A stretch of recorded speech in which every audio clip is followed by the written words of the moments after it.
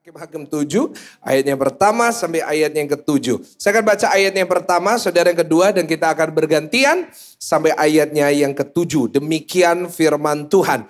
Adapun Yerubbaal, itulah Gideon, bangun pagi-pagi dengan segala rakyat yang bersama-sama dengan dia. Lalu mereka berkemah dekat mata air Harod. Perkemahan orang Midian itu ada di sebelah utaranya, dekat bukit More di lembah. Dua, saudara, belum semuanya, 1, 2, 3. Berfirmanlah Tuhan kepada Gideon, apa? Terlalu banyak rakyat yang bersama-sama dengan engkau itu daripada yang kuhendaki untuk menyerahkan orang Midian ke dalam tangan mereka. Jangan-jangan orang Israel memegah-megahkan diri terhadap aku sambil berkata, tanganku sendirilah yang... Maka sekarang serukanlah kepada rakyat itu demikian. Siapa yang takut dan gentar, biarlah ia pulang. Hanya dari pegunungan Gilead. Lalu pulanglah 22.000 orang dari rakyat itu. Dan tinggallah 10.000 orang. Nah saudara, kalau sisa 10.000 orang yang tinggal adalah 22.000, seharusnya aslinya ada berapa orang? 32.000. Nah tetapi yang pulang 22.000, sisa berapa? 10.000. Ayat 4 saudara, tetapi Tuhan berfirman kepada Gideon, ayo masih terlalu banyak rakyat, suruhlah mereka turun minum air, maka aku akan menyaring mereka bagimu di sana. Siapa yang kufirmankan kepadamu, inilah akan pergi bersama-sama dengan engkau, dialah yang akan pergi bersama-sama dengan engkau. Tetapi apa? Barang siapa yang kufirmankan kepadamu, inilah orang yang tidak akan pergi bersama-sama dengan engkau, dialah yang... Lalu Gideon menyuruh rakyat itu turun minum dan berfirmanlah Tuhan kepadanya. Barang siapa menghirup air dengan lidahnya seperti anjing menjilat, haruslah kau kumpulkan sendiri. Demikian juga semua orang yang berlutut untuk minum. 6. Jumlah orang yang menghirup dengan membawa tangannya ke mulutnya ada berapa orang saudara? 300 orang. Tetapi yang lain dari rakyat itu semuanya... Ayat 7 baca sama-sama. Lalu berfirmanlah Tuhan kepada Gideon. Apa? Dengan ke-300 orang yang menghirup itu akan kuselamatkan kamu. Aku akan menyerahkan orang Midian ke dalam tanganmu. Tetapi yang lain dari rakyat itu semuanya boleh pergi. Masing-masing ke tempat kediaman. Yang percaya mari bersama-sama kita katakan. Amin. Hari ini saya akan membawakan satu firman Tuhan. Saya berikan judul atau tema pahlawan yang Tuhan pilih. Ulangin sama-sama dengan saya. 1, 2, 3. Pahlawan yang Tuhan pilih. Coba kasih tahu kanan kiri saudara. Kamu pahlawannya Tuhan. Ayo ya kasih tahu. Kamu pahlawannya Tuhan. Saya percaya orang-orang Kristen adalah pahlawannya Tuhan. Amin saudara. Iya. Saya percaya orang-orang Kristen adalah pahlawan-pahlawan Tuhan yang dapat melakukan perkara yang dahsyat di dalam kehidupannya. Saya percaya orang Kristen bukan orang-orang yang letih dan lesu. Saya percaya orang-orang Kristen bukan orang-orang yang ya kemanapun dia pergi dia selalu stres, dia selalu mukanya muram dan capek. No. Tetapi pahlawan-pahlawan Tuhan dalam hidupnya. Dia pasti hidupnya, hatinya, mukanya penuh dengan kemuliaan Tuhan. Dan saya percaya pahlawan-pahlawan Tuhan hidupnya pasti penuh dengan sukacita. Yang setuju katakan amin. Coba kasih senyum sukacita yang terbaik buat kanan kiri saudara. Kenapa kita semua pahlawan-pahlawan Tuhan? Seharusnya pahlawan-pahlawan Tuhan pasti hidupnya penuh dengan sukacita. Nah saudara, hari ini kita belajar dari kisah Gideon. Bagaimana Gideon merupakan seorang pahlawan yang perkasa. Tetapi tidak mungkin dia sendirian maju di dalam peperangan. Dia harus memimpin sekitar 30.000 orang. Dia harus memimpin 32.000 secara tepat untuk melawan orang Midian yang banyak. Nah saudara, minggu lalu kita baru saja belajar tentang Gideon juga dari Hakim-Hakim 6. Minggu lalu kita sudah belajar dari kisahnya bahwa kita harus menang di dalam peperangan. Di dalam apa saudara? Pikiran kita. Saya ulangin sedikit, minggu lalu kita sudah belajar bahwa untuk kita menang atas peperangan pikiran, yang pertama kita harus berhenti berasumsi. Jangan dikit-dikit berasumsi, jangan dikit-dikit menyimpulkan. Apalagi kita berasumsi dasarnya adalah kebohongan iblis. Iblis mungkin menaruh dalam pikiranmu, suamimu gak akan pernah berubah. Mungkin iblis menaruh di dalam pikiranmu bahwa sakitmu tidak akan sembuh. Tetapi hari ini kebenarannya adalah oleh bilur-bilur Yesus engkau menjadi sembuh. Kebenarannya adalah keluargamu diberkati, keluargamu dipulihkan, keluargamu bahagia di dalam Tuhan. Kok gak ada yang tepuk tangan yang paling dahsyat buat Tuhan? Ya kan? Jangan biarkan iblis menang. Yang kedua, untuk kita menang di dalam peperangan pikiran, kita harus berhenti rendah diri. Jangan jadi orang yang minder.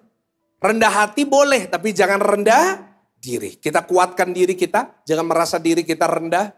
Tapi percayalah di dalam kita ada kuasa yang besar, yaitu kuasa Tuhan. Dan yang ketiga, kita bisa menang lawan peperangan pikiran, yaitu kalau semua yang kita lakukan adalah untuk Tuhan. Dalam hidup gak perlulah kita ngelakuin sesuatu untuk pamer sama orang. Gak perlulah kita lakuin sesuatu untuk kita membuktikan diri sama orang. Ya mikir orang lain pikir apa. No. Apapun yang kita lakukan, mata kita hanya tertuju kepada Tuhan. Asal Tuhan senang, saya udah lebih dari cukup. Yang setuju katakan amin. Nah tetapi tidak cukup untuk kita hanya menang di dalam pikiran. Saya menemukan banyak orang-orang Kristen pikirannya dia sudah menang tetapi dalam hidupnya dia tidak melangkah. Karena itu setelah Gideon menang di dalam pikirannya, dia melangkah. Dia maju.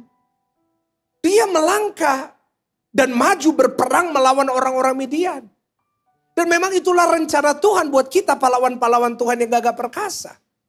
Yaitu kita tidak hanya diam saja, kita tidak hanya stagnan saja, tapi hidup kita harus terus maju. Sama-sama katakan hidupku harus terus maju. Caplek kanan kiri, kamu harus maju hidupin. Ya kan? Virus berbahaya di akhir zaman yang melanda orang Kristen adalah virus GGD. Ulangin virus apa? Varian apa lagi Pak Pendeta itu? GGD adalah virus gitu-gitu doang. Apa saudara? Hidupnya gitu-gitu aja. Nggak ada kemajuan, nggak maju, nggak mundur, nggak naik, nggak turun. Gitu-gitu aja. 5 tahun yang lalu, 20 tahun yang lalu sama hari ini nggak ada bedanya. No. Itu bukan rencana Tuhan. Rencana Tuhan dalam hidup kita adalah kita terus naik dan tidak turun. Menjadi kepala bukan menjadi ekor. Karena itu kau harus terus melangkah di dalam hidup ini. Dalam hidup ini jangan sampai kita stagnan. Dalam hidup ini jangan sampai kita gitu-gitu aja. Tetapi kita harus menjadi orang-orang yang melangkah sebagai pahlawan Tuhan yang gagah berani. Hakim-Hakim 6:14 Tuhan berfirman sama Gideon. Hey Gideon, pergilah dengan kekuatan. Hari ini Tuhan juga ingin bicara kepada saudara. Pergilah dengan kekuatanmu. Melangkahlah dalam kekuatanmu. Kenapa Tuhan suruh Gideon pergi? Saya catat supaya Gideon menjadi pahlawannya Tuhan. Karena jika dia tidak melangkah, jika dia tidak maju, jika dia dalam hidupnya dia tidak melangkah dengan lebih baik, maka apa yang terjadi? Dia bukan jadi pahlawan. Tapi apa lawan kata dari pahlawan? Ada yang tahu? Pengkhianat. Pertanyaan saya, tolong bantu saya jawab. Saudara mau jadi pahlawan atau pengkhianat? Tapi apa yang membedakan pahlawan dan pengkhianat? Saya catat. Yang membedakan adalah keputusannya untuk dalam hidup dia mau tetap maju. Dan tidak menyerah dan tidak mundur. Semuanya tahu Pangeran Diponegoro? Semoga saudara gak cuma tahu jalan Diponegoro saudara. Pangeran Diponegoro seorang pahlawan Indonesia. Kenapa dia dikenang sampai hari ini? Karena keputusannya untuk terus maju buat bangsa Indonesia. Kalau pada saat itu Pangeran Diponegoro menyerah di tengah jalan dalam pembelaannya terhadap Indonesia, apa yang terjadi? Dia bukan lagi pahlawan. Tetapi dia akan jadi apa? Pengkhianat. Orang dalam hidup ini, kalau dia memutuskan untuk menyerah, ya Tuhan aku lebih baik mati aja. Saya mau katakan itu namanya pengkhianat. Kalau hari ini saudara berada di rumah tangga saudara dan saudara berkata, Pak Pendeta saya udah gak kuat lagi. Lebih baik saya cerai, lebih baik saya pergi, lebih baik saya gak melanjutkan. Itu namanya bukan pahlawan, tapi apa? Tetapi orang-orang Kristen yang merupakan pahlawan-pahlawan Tuhan. Dia boleh menghadapi masalah sebesar apapun, tantangan sebesar apapun. Tapi keputusannya tetap, saya akan tetap maju. Sebab Tuhan memberikan saya kekuatan untuk tetap melangkah dan melihat kemenangan besar terjadi dalam hidup saya. Disetuju sama-sama katakan amin. Karena itu kalau hari ini ada dari saudara yang mau bunuh diri, ada dari saudara yang ingin mundur, ada dari saudara yang ingin mengakhiri pernikahan saudara, rumah tangga saudara. Dengar saya baik, engkau adalah pahlawan yang gagah beraninya Tuhan. Jangan sampai engkau menyerah, senggol kanan kiri, jangan engkau menyerah. Orang yang menjadi pahlawan Tuhan yang pertama, kenapa kita harus jadi pahlawan Tuhan? Karena yang pertama, karena pahlawan Tuhan akan lihat janji Tuhan digenapi dalam hidupnya. Berapa banyak saudara ingin melihat janji Tuhan digenapi dalam hidupmu? Haleluya. Saya pun juga harus jadi pahlawan. Yang kedua, pahlawan akan melihat hidupnya akan meningkat. Hidupnya nggak gegede, nggak gitu-gitu doang. Tapi hidupnya akan terus naik. Dan yang ketiga, dia akan memancarkan kemuliaan Tuhan. Karena setiap kali orang lihat dia, melihat kemuliaan Tuhan. Dan saya berdoa di tempat ini semuanya pahlawannya Tuhan yang mengalami 3 hal ini. Amin saudara. Kalau saudara perhatikan semua karakter, semua tokoh di dalam Alkitab ini. Semuanya dibagi jadi 2 kategori. Antara pahlawan atau pengkhianat. Saya mau tanya, Daud pahlawan atau pengkhianat? Pahlawan. Musa pahlawan atau pengkhianat? Yudas pahlawan atau pengkhianat? Kenapa? Karena dia memutuskan untuk bunuh diri. Karena dia memutuskan untuk tidak mau maju lagi dalam hidup. Karena itu, biarlah saudara dan saya hari ini berada di dalam kategori pahlawan-pahlawan Tuhan yang gagah perkasa. Yang setuju sama-sama katakan amin. Gideon memulai dengan 32.000 orang, tapi tidak semuanya pahlawan yang Tuhan pilih. Pada akhirnya dari 32.000 jadi 10.000. Dari 10.000 jadi berapa? 300. Ini yang saya sebut sebagai banyak yang terpanggil, sedikit yang terpilih. Ini digenapi di gereja-gereja hari-hari ini. Yang terpanggil banyak. Lihat semua gereja, ramai semua gereja. Full semua gereja, banyak jiwa-jiwa datang. Banyak jiwa-jiwa rindu akan rumah Tuhan. Tapi ingat, banyak yang terpanggil, sedikit yang apa? Dari antara ribuan orang yang datang, tidak semuanya mengalami kemenangan. Tidak semuanya mengalami janji Tuhan. Tidak semuanya lihat hidupnya maju. Kenapa? Karena mereka tidak dipilih oleh Tuhan. Karena mereka nggak punya kualitas. Seperti 22.000 yang pergi. Dan seperti 9.700 yang Tuhan singkirkan. Karena itu tidak semua orang Kristen datang ke gereja diberkati. Kenapa? Karena kualitas itu tidak ada di dalam beberapa orang-orang yang bukan pahlawan. Tapi doa saya dari saudara semua yang datang dan saudara yang ikut di rumah. Saudara akan dipandang Tuhan, saudara pahlawan yang gagah berani. Yang Tuhan akan berikan kemenangan besar dalam kehidupan saudara. Tepuk tangan yang paling luar biasa. Seperti 300 orang ini. 300 orang ini pada akhirnya bisa mengalahkan Midian. Mengalahkan Amalek. Mengalahkan tentara dari timur. Dan doa saya seperti 300 orang ini. Saudara dan saya punya kualitas seorang pahlawan yang Tuhan cari. Saya mau tutup khotbah ini dengan menunjukkan kepada saudara ada 3 kualitas seorang pahlawan.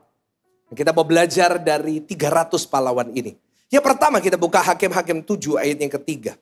Saudara mau jadi pahlawan Tuhan yang mau katakan amin. Nah, ayo yang pertama. Maka sekarang serukanlah kepada rakyat itu demikian. Baca sama-sama apa yang harus diserukan. Siapa yang takut dan gentar biarlah ia pulang dari pegunungan Gilead. Lalu apa saudara? Pulanglah 22.000 orang dari rakyat itu dan tinggallah berapa orang? 2.000. Oke. Yang pertama kualitas seorang pemenang. Kualitas seorang pahlawan. Dia pasti punya mentalitas pemenang. Ulangin sama-sama. Punya apa? Tulis di live chat yang di rumah. Mentalitas pemenang. Kasih tahu kanan kiri, kita harus punya mentalitas pemenang. Tuhan berfirman sama Gideon, Gideon kasih tahu, coba bikin survei. Ini kan mau pergi perang, 32.000 orang. Mereka tahu musuhnya besar. Coba bikin survei, yang takut dan gentar suruh pulang. Di sini Tuhan lagi nyaring. Tuhan lagi suruh misahin nih. Antara 2 kubu. Siapa yang punya mentalitas pemenang, yang satunya mentalitas pecundang. A winner or a loser. Di sini Tuhan suruh misahin. Ayo, suruh tanya. Karena Tuhan tahu di antara 32.000 orang ini udah mulai muncul omongan. Waduh, lawannya banyak loh. Aduh, kira-kira bisa menang atau enggak. Akhirnya Tuhan suruh, ayo pisahin. Pemenang sama pecundang. Dan akhirnya terbagi. 22.000 pulang. Kenapa? Mereka punya mentalitas pecundang. Tapi 10.000 ini. Inilah pahlawan yang dipilih Tuhan. Kenapa? Karena mereka punya mentalitas pemenang. Mereka nggak takut. Loh, logikanya harus takut memang. Kenapa? Lawannya berapa kali lipatnya mereka. Tetapi mereka punya mentalitas yang kuat. Mentalitas apa saudara? Pemenang. Itulah yang Tuhan juga mau dari kita. Yang Tuhan mau dari jemaat akhir zaman ini, yaitu saudara dan saya. Kita semuanya diminta oleh Tuhan. Tuhan cari dari antara kita orang-orang yang punya mentalitas pemenang. Bukan pecundang. Apa itu orang yang punya mentalitas pemenang? Yang pertama, tidak cengeng. Ulangin apa? Pernah ketemu orang cengeng? Dikit-dikit apapun itu rasanya dunia mau berakhir gitu. Pak Pendeta, saya udah gak kuat, saya udah mau mati gitu. Nah itu. Sering itu, saya bisa niruin karena terlalu sering dengar saudara. Pak Pendeta, saya gak tahu, saya mesti ngapain lagi. Nah itu. Bukan berarti gak boleh nangis. Nangis itu bagus. Karena firman Tuhan berkata, Tuhan mengerti bahasa tetesan, tapi jangan cengeng. Yang kedua, orang yang punya mentalitas pemenang selalu bangkit. Dia boleh jatuh berapa kali pun, dia tetap buat keputusan, saya harus tetap bangkit. Mungkin tahun 2020 engkau gagal, mungkin 2020 engkau jatuh, 2022 kemarin uangmu dimakan sama robot. Saya mau kasih tahu kepada saudara, mau hilang berapapun dalam hidupmu, boleh 1000 rebah di sebelah kananmu, berlaksa di sebelah kirimu, percayalah engkau terus bangkit dan engkau akan lihat kemuliaan dan kemenangan Tuhan sediakan buat engkau. Dan yang ketiga, orang yang punya mentalitas pemenang tetap maju apapun alasannya. Boleh punya 1001 alasan untuk saya tidak maju, saya akan tetap maju. Boleh saya takut, boleh saya gentar, boleh saya stres, boleh saya khawatir. Saya mau tetap maju, kasih tahu kanan kiri, kamu harus tetap maju loh. Dan sangat jarang sekali melihat orang punya mentalitas seperti ini. Banyak orang-orang Kristen hari-hari ini cengeng, banyak orang-orang gak mau bangkit lagi. Mereka berkata, buat apa sih hidup ini? Udah gak mau maju. Saya berdoa pulang dari tempat ini, saudara, rohnya, semangatnya dibangkitkan lagi oleh Tuhan, amin saudara. Kenapa Tuhan cari mentalitas pemenang? Tuhan suruh yang gak mentalitas pecundang semua suruh pulang gitu. Kenapa Tuhan tidak memilih orang yang punya mentalitas pecundang? Karena Tuhan tahu, saya tulis karena Tuhan tahu dalam hidup ini tidak akan pernah kita bebas dari masalah. Saya ulangin sekali lagi. Dalam hidup ini tidak akan pernah kita bebas dari masalah. Saya mau tanya sama saudara, saudara punya masalah? Oh di sini gak ada yang punya masalah. Jadi ibadah ini semuanya bebas masalah semua. Punya masalah hari ini? Ada yang jawab banyak. Iya tahu bu pergumulannya. Ada seorang jemaat datang sama saya nangis. Pak Pendeta saya punya masalah. Saya jawab saya juga. Hidup ini usia berapapun, kerjaannya apapun, kaya, miskin, sehat, sakit. Semuanya pasti punya apa? Masalah. Saya mau tanya, tolong bantu saya jawab ya. Pendeta kalau tanya tolong dijawab ya. Jomblo masalah nggak? Yang jomblo-jomblo jawab ya. Jangan nggak berani jawab loh. Nanti Tuhan lihat, oh nggak perlu dikasih ya kan. Ayo, jomblo masalah nggak? Masalah, apalagi yang udah umur 40, 50-an. Kadang-kadang diskon 50% belum laku-laku saudara. Karena sebentar lagi mau buy one get one free. Jomblo masalah nggak? Anak-anak muda itu kalau jomblo-jomblo itu aduh datang sama pendeta selalu. Sama semua pendeta kepalanya diminta tumpang tangan. Kenapa? Aduh pastor roh jomblo diusir dalam nama Yesus. Jomblo masalah, saya mau tanya menikah masalah nggak? Bu jangan keras-keras bu, aduh. Ada yang bilang masalah pak, ya sebelah saya ini masalah saya. Bu, menikah masalah nggak bu? Saya dulu sebelum menikah saya pikir menikah itu enak. Setelah menikah nggak taunya enak epol. Sudah pikir saya mau ngomong apa tadi? Tapi jujur bu, menikah masalah nggak bu? Tambah masalah. Nggak punya anak masalah nggak? Tuh, nggak punya anak masalah nggak? Masalah. Ada yang datang, pastor tolong doain saya udah 10 tahun menikah saya gak punya anak, masalah. Kita doain. Tapi punya anak masalah gak? Pusing 7 keliling saudara. Apalagi kalau anaknya 3, bedanya 3 tahun semua. Kalau masuk SD, SMP, SMA. Haleluya, Tuhan ampuni. Ya kan? Orang yang gak punya anak punya masalah. Kepingin punya anak. Orang yang punya anak kepingin gak punya anak. Setuju gak sama saya? Saya mau tanya sama saudara. Nganggur masalah gak? Ada orang, Pak pastor saya pengacara. Iya pengacara apa? Enggak, pengangguran banyak acara. Nganggur masalah. Saya mau tanya, punya kerjaan yang laris, yang rame, masalah enggak? Jangan pikir orang kaya itu enak loh. Orang kaya itu ada yang sampai pusing setiap hari itu stres mikirin kerjaan. Aduh Pak, terlalu banyak kerjaan, terlalu banyak meeting. Itu lebih mending daripada gak ada yang mau nemuin orang itu. Ya kan, ada orang yang hidupnya gak mau ditemuin sama orang, saudara, ya kan? Tapi semuanya tetap jadi masalah. Gak punya pembantu masalah gak? Kelihatan dari wajah saudara udah capek cuci piring, ya kan? Untung udah balik. Tapi punya pembantu pun juga apa, masalah. Aduh Pak, rewel pembantuku tuh Pak, aduh. Dalam hidup ini pasti ada masalah. Siapa di sini mau hidup tanpa masalah? Pergilah Sentong. Masuk di situ. Selesai. Di Papua nggak tahu Sentong. Sentong itu tempat pemakaman di Surabaya. Di Sidoarjo. Dalam hidup ini akan terus ada masalah. Saudara mau usia berapapun masalahnya baru. Karena itu dibutuhkan mentalitas pemenang, bukan pecundang. Karena mentalitas pecundang tidak menyelesaikan masalah, tapi justru membesar-besarkan masalah. Udah punya masalah, dibesar-besarin, tambah besar.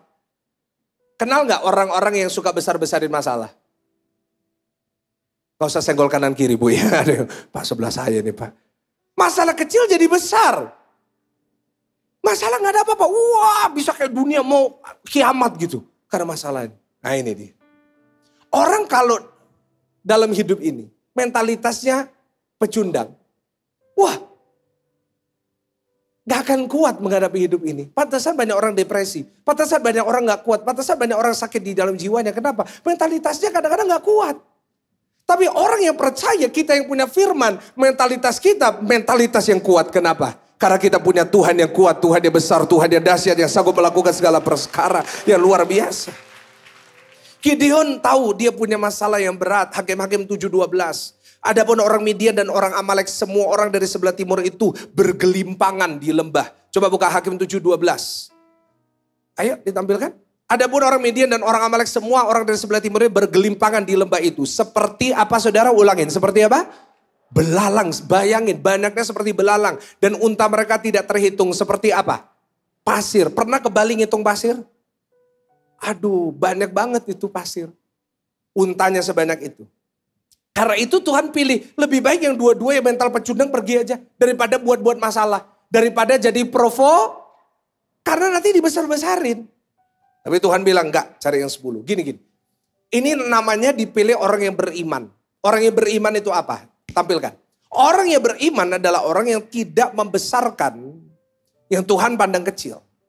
Dan tidak mengecilkan yang Tuhan pandang besar. Nah maksudnya gimana Pak Pendeta? Saya jelasin.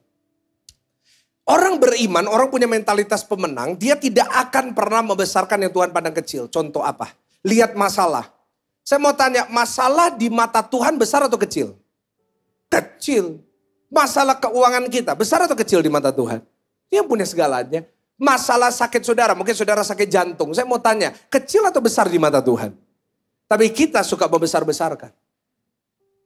Kita sakit, wah dapat laporan sakit. Aduh, matang, mentah. Ganti-ganti terus. Kita mati. Kamu tetap tampilin. Tapi seringkali kita mengecilkan yang Tuhan pandang besar. Datang sama pendeta. Saya mau kasih tahu ya, saudara kalau punya masalah, paling gak enak, jujur. Paling gak enak itu konseling sama pendeta. Kenapa? Jawabannya selalu sama. Coba saudara, Pak pendeta saya udah gak kuat. Saya udah mau selesai ini semua. Saya lebih baik mati daripada kadang semua ini. Pendeta ujung-ujungnya jawabnya apa? Sabar. Ayo kita Gak enak. cerita sama pendeta, lebih enak cerita sama teman gosip saudara. Beuh. Aku kayak gini loh, aku kayak gini. Oh ya kebacut ya. Kok bisa loh ada orang model kayak gitu. Gemes aku lihatnya. Nah gitu. Datang sama pendeta repot. Pendeta bilang doa. Tapi kita sering apa? Meremehkan. Pendeta ini cuma bisa doa-doa. Oh doa terus. Loh memang solusinya itu. Karena di mata Tuhan doa besar kuasanya. Contoh doa malam. Doa malam gak ada yang mau datang kadang-kadang. Disuruh doa lagi. Disuruh 2 jam doa lagi. Tapi coba KKR kesembuhan mujizat pendetanya luar negeri. Rame gak? Kenapa? Karena kita kesembuhan mujizat siapa tahu aku sembuh di acara itu. Loh kesembuhan bagi Tuhan itu kecil. Kita yang besar-besarin. Tapi doa yang di mata Tuhan besar, kita kecilin. Apa cuma ibadah doa malam? Saya mau beritahu, jangan pernah mengecilkan yang Tuhan pandang besar. Iman bagi manusia itu kecil. Bagi Tuhan iman sebesar biji sesawi. Di mata Tuhan kecil, di mata Tuhan besar. Sanggup memindahkan gunung dan melakukan perkara dahsyat dalam hidup saudara. Kasih tepuk tangan yang paling dahsyat. Itu orang beriman. Orang yang punya mentalitas pemenang gak takut sama masalah. Kenapa? Karena dia tahu masalah itu alat Tuhan. Untuk menempa iman. Makin banyak masalah saya, makin iman saya kuat. Amin saudara. Sebab itu Paulus bisa berkata ini ayatnya pemenang-pemenang. 1 Korintus 10:13. Kalau saudara pemenang baca ayat ini dengan keras. 1, 2, 3. Pencobaan yang kamu alami ialah pencobaan apa? Biasa yang tidak melebihi kekuatan manusia. Sebab Allah apa? Setia dan karena itu ia tidak akan membiarkan kamu dicobai melampaui apa? Kekuatanmu. Pada waktu kamu dicobai ia akan memberikan apa? Kepadamu jalan keluar sehingga kamu dapat. Kasih tepuk tangan yang paling meriah, tepuk tangan. Pencobaan itu biasa. Punyalah mentalitas pemenang. Yang kedua, secara cepat Hakim-Hakim 7 ayat yang ke-5 sampai ayat yang ke-6. Lalu Gideon menyuruh rakyat itu turun minum air. Dan berfirman Tuhan kepadanya. Barang siapa yang menghirup air dengan lidahnya seperti apa saudara? Anjing menjilat haruslah kau kumpulkan tersendiri. Demikian juga semua orang yang berlutut untuk minum. Jumlah orang yang menghirup dengan membawa tangannya ke mulutnya ada berapa orang? Tetapi yang lain 9.700 dari rakyat itu semuanya berlutut minum air. Nggak usah ditampilkan poinnya dulu. Saya mau jelasin dikit. Waktu baca ayat ini pasti kadang-kadang kita ada yang nggak ngerti. Benar enggak? Maksudnya gimana Pastor? Kok dibedain yang minumnya kayak anjing satunya berlutut? Nah saya dulu juga bingung. Tapi akhirnya saya belajar dan akhirnya saya menemukan jawabannya. Saya menemukan kurang lebih gambarannya seperti apa. Dan hari ini supaya saudara semua ngerti saya mau bikin ilustrasi. Boleh nggak teman-teman saya bantu saya ke atas. Supaya saudara jelas cara minumnya gimana, kenapa dibedain, kenapa kok dibilang seperti anjing menjilat. Nah ayo. Saya panggil teman-teman GCS Production. Ini Michael, ini Kevin ya. Dari pagi mereka udah bantu saya. Nah dikatakan Tuhan suruh membagi jadi 2. Satu yang minumnya seperti anjing menjilat, satunya berlutut. Yang mau jadi anjing yang mana? Kamu aja ya? Oke. Anggap aja dia anjing. Bukan kamu anjing ya, anggap kamu anjing. Oke. Nah jadi satunya, coba. Saya akhirnya setelah saya belajar, caranya seperti ini. Saya tadi udah tunjukin sama mereka. Ayo ganti kamera, sekarang yang anjing dulu. Ya sekali lagi bukan kamu anjingnya, tapi silakan. Kira-kira minumnya gimana? Ini kelompok yang pertama, ya 300 orang. Dia ambil air. Beneran totalitas saudara, pakai lidah saudara ya. Aja, oke, cara minumnya. Oke, yang satunya. Nah ini bagian yang kedua, 9.700 orang lakuin ini. Dia turun dan akhirnya dia minum. Sekali lagi, jangan cepat-cepat ya kan. Ayo, lagi. Nah dia minum langsung berlutut. Terus. Nah dia. Oke cukup, thank you. Ya. Nah yang satu, coba ulangi lagi. Yang satu mengambil air dan menjilat seperti anjing. Yang satu langsung bahasa Jermannya nyosor gitu kan. Dia langsung nyosor langsung ke dalam. Langsung ngambil air, ini yang membedakan 300 dan 9.700. Kasih tepuk tangan buat mereka dulu ya. Mereka udah bantu. Nah kurang lebih gambarannya seperti itu. Nah yang bedain apa? Yang bedain tadi yang seperti yang membedakan adalah salah satunya yang pertama tadi yang 300 orang. Dia mengambil air, dia menjilat seperti anjing. Kenapa? Dia tidak langsung nyosor gitu saudara. Karena dia sambil minum, sambil berjaga-jaga. Siapa tahu ada musuh. Yang sebelahnya nggak peduli. Langsung karena dia haus, langsung dia masuk ke dalam air, dia minum. Nah ini. Dan yang spesifik adalah ada yang tanya sama saya kayak gini. Pastor, bukannya anjing juga minumnya juga kayak gitu yang satunya kan? Ya kan? Anjing juga kalau minum ada yang seperti itu. Apa yang membedakan dua ini? Oke. Saya baru mengerti bahwa yang dimaksud oleh ayat ini, konteksnya kalau kita baca di dalam Talmud. Anjing yang dimaksud ini adalah anjing-anjing dari Mesir. Kenapa? Karena anjing-anjing dari Mesir sebelum kita melihara anjing, ya kita banyak yang melihara anjing di sini. Orang Mesir sudah melihara anjing. Nah, anjing-anjing yang di Mesir, cara mereka minum air itu berbeda dengan anjing yang biasa. Kenapa? Karena anjing-anjing Mesir ini kalau mereka minum harus ke sungai. Di Mesir ada satu sungai terkenal namanya Sungai Nil. Mereka minum ke Sungai Nil tidak boleh sekedar langsung nyosor. Tetapi mereka harus berjaga-jaga minum, menjilat sambil mata mereka tertuju ke depan. Kenapa? Karena di dalam sungai itu ada binatang besar namanya buaya. Dan kalau mereka matanya tidak tertuju dan berjaga-jaga terhadap buaya, apa yang terjadi? Mereka dimakan. Karena itu anjing-anjing yang menjilat, dimaksud di sini, adalah anjing-anjing yang saat mereka minum, mereka sambil berjaga-jaga. Ini yang kedua, ini kualitas pahlawan yang Tuhan cari. Bukan hanya punya mentalitas pemenang, tetapi yang kedua, memiliki yang namanya penguasaan diri. Seseorang yang dalam hidup bisa menguasai diri dan berjaga-jaga terhadap serangan iblis.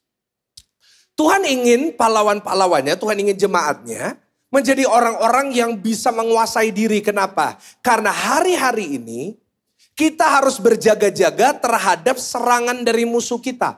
Minggu lalu kita udah belajar musuh kita bukan darah dan daging, tapi musuh kita adalah iblis si jahat. Iblis hari-hari ini menyerang kita dengan cara yang kadang-kadang kita gak sadar. Karena itu orang Kristen harus berjaga-jaga. Kasih tahu kanan kiri berjaga-jaga. Karena hari-hari ini banyak strategi iblis untuk menyerang saudara dan saya. Setuju gak sama saya? Oh, hari ini strateginya iblis banyak. Strateginya udah berubah dari tahun 90-80-an. Kalau tahun 80-an mungkin nyerang kitanya, nakut-nakutinya, nyerang kita pakai bentuk suster ngesot. Sama pocong. Tapi zaman sekarang manusia modern udah beda. Setan muncul jadi suster ngesot, dia bayar 50.000 pesan popcorn dan Java tea spesial. Ya kan? Akhirnya apa yang terjadi? Dia berubah haluan. Dia cari cara yang baru untuk nyerang kita. Sederhana, kadang-kadang kita gak sadar. Bapak-bapak diserang sama iblis hari-hari ini. Kenapa? Banyak bapak-bapak hari-hari ini ya, yang saya dengar dari konseling, banyak bapak-bapak jatuh di dalam dosa namanya perselingkuhan. Ada bapak-bapak di sini suka leweng angkat tangan? Maju ke depan kita foto bareng di sini. Nah, oh jatuh. Kadang-kadang kita gak sadar, kok bisa sih Pak? Kok bisa mulai jatuh di dalam dosa itu? Karena engkau gak pernah jaga-jaga sama tipu muslihat iblis. Contoh, bapak-bapak sampai di kantor, ketemu sama sekretaris. Namanya Fitri. Mohon maaf kalau ada yang namanya Fitri ya. Fitri itu baik banget. Selamat pagi Pak. Bisa saya buatin kopi. Ya mau kopi apa? Kopi susu atau kopi hitam? Mau gula berapa saset? Kan gitu saudara. Nah tapi di rumah istrinya beda. Suami baru ngeliatin istri. Istri udah. Lo apa? Mau apa mana kan? Gak cukup sorot hidupku kena lo ini. Bikin kopi. Gak duit tangan. Gak iso pesen kopi kenangan, gak iso. Sampai di kantor ketemu sama Fitri. Pak Agus selamat pagi. Pak Agus selamat pagi. Selamat pagi Pak Agus. Selamat pagi Pak Agus. Lama-lama, Pak sudah pagi. Kalau gak ngerti mungkin nanti sambil makan malam, saudara bakal ngerti guyonan itu ada saudara di food court. Ya. Jadi semoga gak terjadi ya. Kadang-kadang ada orang yang telat sedikit. Mungkin masih pakai Intel Pentium 3 saudara. Ya gak ada bapak-bapak. Kok bisa ya? Kok bisa ya? Wah kok. Karena bapak-bapak hari-hari ini banyak yang gak berjaga-jaga. Hati-hati Pak. Pak ini cuma teman kantor. Bos hati-hati. Setan bisa pakai banyak strategi untuk menghancurkan hidupmu. Ingat Pak, ingat ya Pak, ini pesan dari laki ke laki. Membangun rumah tangga itu butuh 2 orang. Setuju nggak? Nggak bisa membangun rumah tangga sendirian. Tapi ngancurin rumah tangga cuma butuh 1 orang. Jangan engkau dipakai setan ngancurin rumah tangga. Yang setuju katakan amin. Bu, jangan ikut-ikut. Amin Pak. Amin. Bu, seringkali setan pakai strategi nyerang ibu. Ibu gak sadar. Seringkali setan pakai siapa? Setan pakai mertu. Gak ada yang berani jawab. Kenapa? Mertua semua di sini. Apa siapa? Seringkali pakai apa? Tolong jangan diputar balikan ya. Jangan bilang, oh Pastor Michael bilang semua mertua setan. Bukan loh saudara ya. Ada yang suka motong khotbah dipotong 1 menit. Enggak. Bukan. Tapi seringkali kita gak sadar. Banyak menantu-menantu. Akhirnya kepahitan, rumah tangganya ribut terus. Kenapa? Karena bertengkar sama mertua. Bertengkar sama ipar. Anak-anak muda, nah ini. Anak-anak muda hari ini strategi setan nyerang dirimu tuh gampang banget. Dari cara kau pacaran. Setan nyerang saudara pakai apa yang muda-muda? Pakai cara engkau jadi akhirnya pacaran sama orang-orang gak seiman. Akhirnya apa yang terjadi? Iya Pak Pendeta, gimana ya Matius gak bisa, Lukas gak bisa, Yohanes gak bisa, Ahmad pun jadi. Aduh, Ahmad juga gak apa-apa sih, baik gitu. Tapi firman Tuhan berkata, harus cari yang seiman. Akhirnya banyak orang ninggalin Tuhan karena pacaran. Karena menikah. Aduh, jangan ya. Yang muda-muda, yang cewek-cewek, jangan mau dibohongin sama iblis. Masih pacaran, cara pacarannya. Aduh, anak-anak muda zaman sekarang, cara pacarannya iblis aja minder. Iblis lihat aku aja iblis pacaran gak kayak gitu juga. Kalau pacaran, udah megang raba sana, raba sini. Manggilnya udah gak sayang lagi, manggilnya papi, mami, najis buat saya. Pegang-pegangan. Akhirnya ada anak muda datang sama saya. Pastor Michael, puji Tuhan saya 3 tahun pacaran, hubungan seks sebelum nikah. Puji Tuhan gak hamil. Kalau saya jadi malaikat saya udah samber itu. Gak hamil, puji Tuhan. Ya kan, banyak kayak gitu. Akhirnya ada yang aborsi. Akhirnya depresi. Kenapa? Engkau ditipu sama iblis. Mulai hari ini cewek-cewek kalau pacarmu berani pegang-pegang. Langsung dalam nama Tuhan Yesus pergilah kau iblis. Gitu. Kalau dia marah suruh cari saya. Ya kan? Jangan kita jatuh terhadap godaan iblis. Yang setuju sama-sama katakan amin. Seorang pahlawan harus terus berjaga-jaga. Seorang pahlawan gak boleh lengah. Dia harus berjaga hidupnya kudus. Dia harus jaga hidupnya tidak diserang sama iblis. Hidupnya kudus dan orang kudus dijaga Tuhan. Akan melakukan perkara dahsyat. Akan diberikan kemenangan yang dahsyat. Kasih tepuk tangan yang paling meriah. Yang paling dahsyat. Pemain musik silakan naik. Yang terakhir Hakim-Hakim 7 ayat yang ke-7. Pemain musik naik. Hakim-Hakim 7 ayat yang ke-7. Lalu berfirmanlah Tuhan kepada Gideon. Dengan ke-300 orang yang menghirup itu akan kuselamatkan kamu. Aku akan menyerahkan orang Midian ke dalam tanganmu. Tetapi yang lain dari rakyat itu semuanya boleh pergi. Masing-masing ke tempat kediamannya. Yang pertama tadi punya mentalitas pemenang. Yang kedua harus berjaga-jaga dan menguasai diri. Penguasaan diri. Yang ketiga gini. Tuhan dari 30.000 jadi 10.000. Jadi 10.000 jadi 300. Saudara 30.000, 32.000 lawan tentara Midian itu gak ada artinya. Kemungkinan menangnya cuma 5%. Ya kan? Cuma 5%. Jadi 10.000 jadi 1%. Jadi 300 jadinya 0,00001. Gak mungkin. 300 orang itu 1/6 kursi di sini. Bayangin, kita di sini 1.800. 300 itu 1/6-nya. Aduh, itu dikit banget. Ngelawan tentara yang kayak belalang. Tapi di situ Tuhan menempa karakternya Gideon. Tadi tentaranya udah selesai. Sekarang Tuhan mau lihat kualitas itu dalam Gideon. Apa kualitas ketiga? Yaitu kualitas tidak mengandalkan manusia. Ulangin sama-sama. Apa saudara tidak? Nah ini. Saudara kalau 30.000 masih bisa diandalin. 10.000 masih lumayan. Tapi 300 gak mungkin. Nah, tetapi itulah seringkali caranya Tuhan. Supaya kita punya kualitas yang kita gak ngandalin manusia. Kadang-kadang manusia ini punya satu kelemahan Bapak Ibu. Sadar gak? Kita suka mengandalkan manusia. Karena itu hari-hari ini banyak muncul viral. Wah ada orang yang sok-sokan. Wah merasa dirinya ini. Wah marah-marah pukul-pukul orang. Kenapa? Karena merasa di backinganku banyak kok. Aku kenalnya ini kok. Aku kenal ini. Yang ini bisa bantu aku dan lain-lainnya. Sekali itu memang manusia.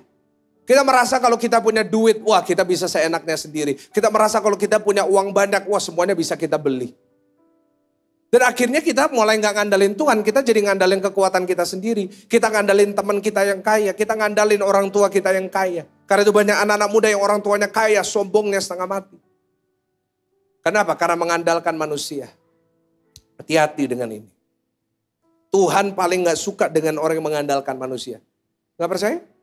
Coba buka ayat terakhir. Sambil kita bangkit berdiri. Yeremia 17 ayat yang kelima. Sambil kita bangkit berdiri. Kita mau baca ayat terakhir. 1, 2, 3. Ya, beginilah firman Tuhan. Terkutuklah orang yang mengandalkan manusia. Yang mengandalkan kekuatannya sendiri dan hatinya menjauh. Loh, Tuhan ngomong gini. Terkutuk loh. Yang ngutuk ini bukan manusia loh. Yang ngutuk siapa? Tuhan. Yang ngandalin kekuatannya sendiri. Bukan cuma dikutuki Bapak Ibu. Tapi orang yang mengandalkan manusia ujung-ujungnya cuma satu hasilnya. Wah saya gak bisa dihitung deh berapa kali saya kecewa sama manusia. Saudara juga kan pernah kan dikecewakan sama manusia? Kadang-kadang kita kalau ngandalin orang itu aduh kadang-kadang gak ada gunanya, gak ada faedahnya. Gak ada hasil yang positif daripadanya. Kalau hari ini saudara tetap ngandalin manusia. Ngandalin kekuatan saudara sendiri. Saya mau katakan kasihan saudara.